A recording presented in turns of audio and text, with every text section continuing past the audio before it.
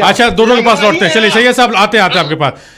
विश्वजीत जी को मैं देख रहा था, सैयद साहब ने जब ये इल्जाम लगाया, आरोप लगाया, तो मुस्कान चेहरे पे आ गई थी कि बिहार की सियासत में ये सब भी हो रहा है क्या? संजय यादव को भेजे, विश्वजीत जी कैसे भेजे, बिना मान लिए भेजिए। क्या साक्ष्य है और क्या तथ्य है ये मुझे पता नहीं है, तो इस पे कमेंट करना मेरे बस की बात नहीं है, मैं ये कमेंट नहीं कर पाऊंगा।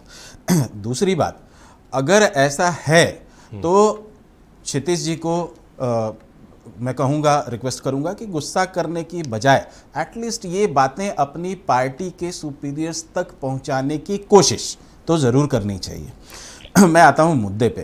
ये किसके पास क्या एविडेंस है, वो कितना ऑथेंटिक है नहीं है, उसकी क्या, वो जांच का विषय है, इस पे बहुत ज़्यादा कुछ कह नहीं सकते हम। लेकिन राजनीति है, हो सकता है कि किसी ने डिमांड कर दिया होगा, मैं वेरीफाई नहीं करता।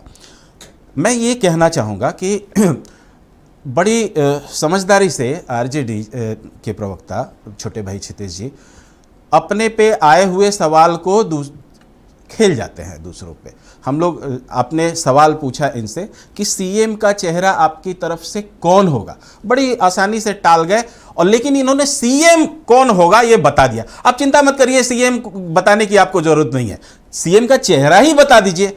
डिबेट हो रहा है कि गठबंधन ने किसको सीएम का चेहरा तय किया है, महागठबंधन ने। डिबेट ये नहीं हो रहा है कि आरजेडी ने किसको सीएम का चेहरा तय किया। आप तो कह रहे हैं, लेकिन यही मीडिया में जब आता है, मीडिया में बात आती है, भरे मंच पे, भरे मीडिया के सामने राहुल गांधी से सवाल होता है और राहुल गांधी सिरे से खारिज कर जाते हैं। आपने एक और चीज कहा कि आरजेडी जो है वो बिहार की सबसे बड़ी पार्टी है। भाई साहब, लालू प्रसाद यादव किंग मेकर हुआ करते थे, बहुत करिश्मेटिक पर्सनालिटी, और जब तक वो किंग मेकर रहे, जब तक अपने करिश्माई रोल में रहे, वो कांग्रेस को अपनी धुरी पे नचाते रहे, जैसे चाहे उन्होंने खिलाया।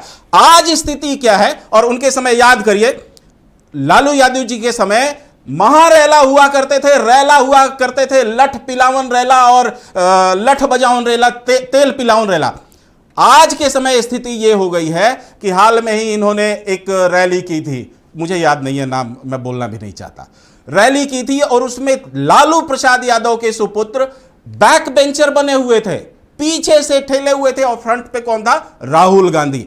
आप सबसे बड़ी पार्टी हैं, फिर भी अगर पिछलग्गू बन के चल रहे हैं तो आप अपने ही लेगेसी का तौहीन कर रहे हैं। आपको हमसे ये बात कहने की जरूरत नहीं है। नहीं, कांग्रेस का प्रोग्राम था ना, वो तो कांग्रेस का प्रोग्राम था, वोट अधिकार रैली का बात कर रहे हैं। बिहार में प्रोग्राम था, और बिहार में तो कांग्रेस भी कंटेस्ट कर रही है ना। उसी मंच पे सवाल पूछे गए, और सवाल पूछने के बाद बड़ी स्पष्ट रूप से घुमा दिया गया, दोनों का जवाब तेजस्वी जी को उसका दावेदारी नहीं दी गई।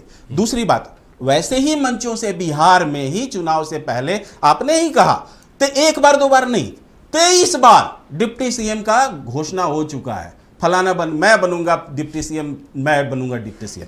जब इस तरह की घोषणाएं हो रही हैं, आज तक आप इस निष्कर्ष तक नहीं है। एक और चीज, मजेदार बात बताता हूं, अभी भी ये कह रहे हैं मंथन चल रहा है और बहुत जल्द बताएंगे, अभी भी बिहार में अगर आप किसी भी पार्टी का चेहरा महागठबंधन का देख रहे हैं, कांग्रेस के जो पोस्टर्स आते हैं ना, उस पर सिर्फ राहुल गांधी के ही का चित्र दिख रहा होता है, और आरजेडी का जो पोस्टर्स आ रहा है उस पर सिर्फ और सिर्फ तेजस्वी जी का चेहरा दिख रहा है। क्या कारण है कि आप गठबंधन के रूप में बिहार में आने में, चुनाव के इतने नजदीक तक असफल रहे? इसका ही साधारण तौर पे जवाब दे दीजिए, वो बहुत होगा, और घोषणा कर दीजिए। आपके लिए मंथन कर लीजिए, विचार कर लीजिए, आपका महागठबंधन है, इसमें कहीं दो राय नहीं है कि आप घोषित करेंगे, लेकिन जल्दी करिए। चलिए क्षितिज, ब्रेक का वक्त हो गया, हम ब्रेक के बाद आप ही से जवाब लेंगे। हमको पता है कि आप बहुत तत्पर हैं जवाब देने के लिए। तमाम मेहमान यहाँ हमारे साथ जुड़े हुए हैं और चर्चा बिहार की सियासत की हो रही है, रूठने बनाने के दौर की हो रही है। बिहार के नेता प्रतिपक्ष तेजस्वी यादव ने प्रेस कॉन्फ्रेंस के माध्यम से बड़ा ऐलान किया है। पटना में प्रेस वार्ता के दौरान तेजस्वी ने वादा किया है कि अगर उनकी सरकार बनती है तो हर घर में एक सरकारी नौकरी दी जाएगी।